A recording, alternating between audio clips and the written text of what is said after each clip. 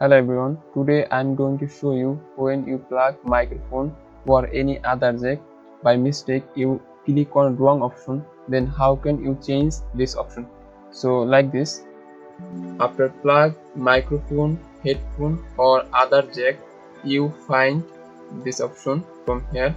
So if you plug microphone, headphone or speaker out, so you have to choose right option from here.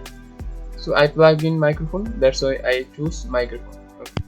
But sometimes you choose wrong option, then how can you change this option? So for that you have to click on Windows, okay, then you have to search from here Realtek audio console, okay, you have to click on that Realtek audio console. By click on Realtek audio console you find this option, okay. So after coming here you have to click on device advanced manager, okay. After click on that you find this option, okay, analog, yeah, connector retesting. So yeah, from here you can change the change option. If you click on wrong option, headphone, speaker out or headset, okay. So yeah, I'm going to click on microphone because I plug in microphone. Okay, yeah, that's easy. So thank you everyone.